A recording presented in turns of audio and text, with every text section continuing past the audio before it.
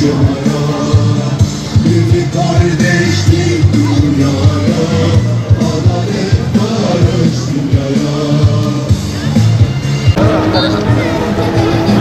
Bir ağlaki davranmış. İslamcı bir ağlaki davranmış.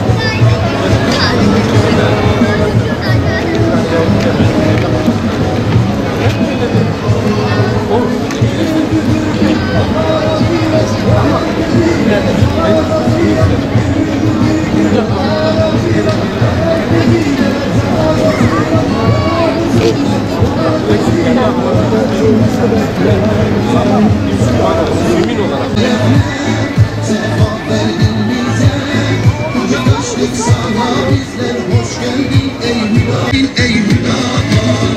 Kardeşlik, beraberlik sevdadır yüreğinde. Sevgiden bir pınarsın zulüm yapar.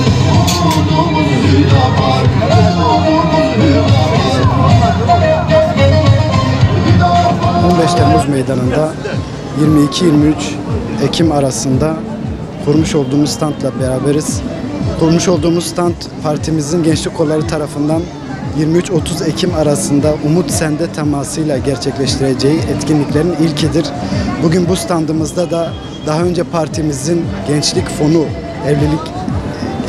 evlenmek isteyen gençlere yönelik gençlik fonu oluşturulması talebiyle kurmuş olduğum teklifini halkımıza tanıtmak için bir stand kurmuş oluyoruz. Bu standımızda işte gençlerimize soruyoruz. Siz evlenmek istiyor musunuz veya evlenmek istediğinizde önünüze çıkan sorunlar nedir diye. Gençlerimiz ekseriyetinde evlenmek istiyorlar ama şu anda şu ortamdan dolayı, pahalılıktan dolayı evlenemiyorlar. Maddi durumları maalesef buna el vermiyor. Bunun da sebebi şu anki ortamdır. Tabii bunun yanı sıra bizim bu teklifimizin içeriğinde şu var. Mirasçısı olmayıp da vefat eden ihtiyarlarımız var. Bu ihtiyarlarımızdan almış olduğumuz devletin hazinesine aktarılan paranın gençlerimizin evlenmesine yönelik oluşturacağımız fona aktarılmasını talep ediyoruz. Bu teklifimizin temel olarak içeriği budur. Onun yanı sıra bugün aile kurumu toplumun en temel yapı taşıdır. Bugün aile kurumuna biz sahip çıkmazsak, aileyi korumazsak hem toplum hem ümmet hem dünya bir zindana dönecektir. Bizim aileye sahip çıkmamız gerekiyor ve aileye sahip çıkmanın en temel adımı da gençlerimizi evliliğe teşvik etmektir. Gençlerimizin evlenmesinin yolunu açmaktır. Bu yüzden bugün biz bu standımızı kurmuş bulunuyoruz.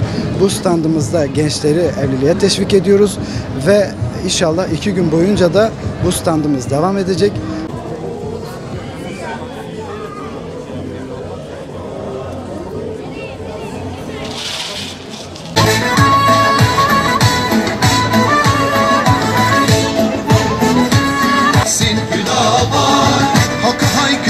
Nidasın, gür sedasın, hüdabar. Cesaretsin, hüdabar.